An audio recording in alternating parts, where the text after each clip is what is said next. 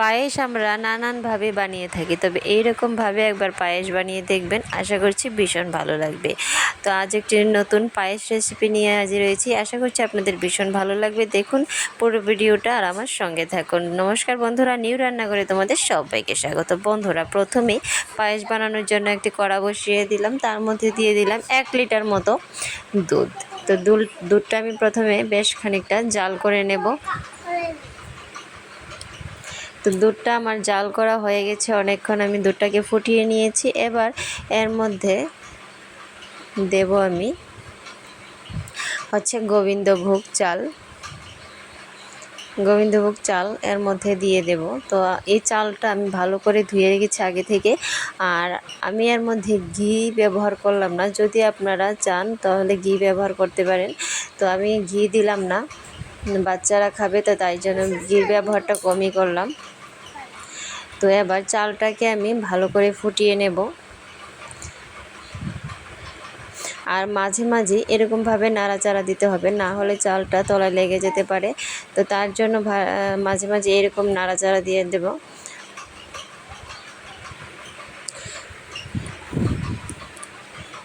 তো দেখুন বন্ধুরা, চালটা কিন্তু আমার বেশ খানিকটাই ফুটে গেছে, মানে অনেকটাই ফুটে গেছে, আর একটুখানি বাকি আছে। তো এই অবস্থায় দিয়ে দেবো এর মধ্যে হাফ বাটি গাজর। যতটুকু চাল দিলাম ততটুকুই দিয়ে দিলাম গ্রেট করা গাজরটাকে আমি গ্রেট করে নিয়েছি।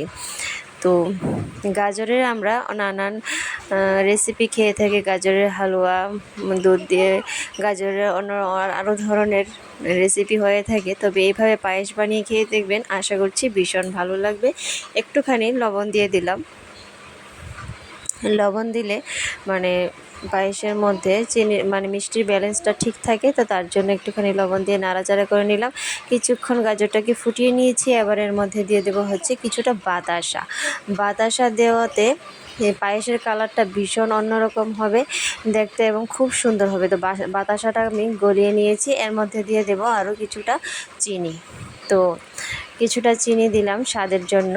তো বাতাসা দিয়েও কিন্তু পুরোটা করা যায়, তো আমি একটুখানি বাতাসা দিলাম, একটুখানি চিনি দিলাম। আর বাতাসা দেওয়াতে দেখুন পায়েসের কালারটা খুবই সুন্দর হয়েছে। তো আমার পায়েসটা মোটামুটি হয়ে এসছে। এই পর্যায়ে আমি দিয়ে দেবো 3টে এলাচ এর মধ্যে আমি ফাটিয়ে দিয়ে দিলাম, দিয়ে একটুখানি নাড়াচাড়া করে নেব। দিয়ে দেবো 2টো তেজপাতা দিলে ভীষণ সুন্দর একটি গন্ধ বেরোয়।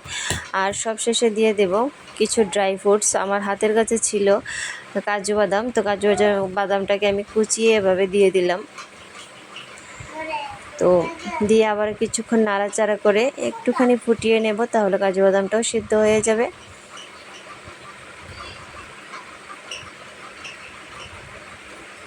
তো দেখুন বন্ধুরা, আমি কাজু বাদামটা দিয়ে একটুখানি ফুটিয়ে নিয়েছি।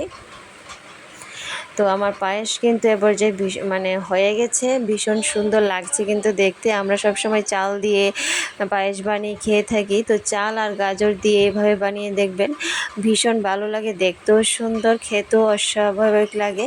তো উপর থেকে আরেকটু কাজু বাদাম ছড়িয়ে দিলাম। তো বন্ধুরা, আমার আজকের রেসিপি আপনাদের কেমন লাগলো অবশ্যই কমেন্ট করে জানাবেন। ভালো লাগে থাকলে লাইক কমেন্ট শেয়ার করে দেবেন, আর আমার চ্যানেলটিকে সাবস্ক্রাইব করে পাশে থাকার অনুরোধ রইল। ধন্যবাদ।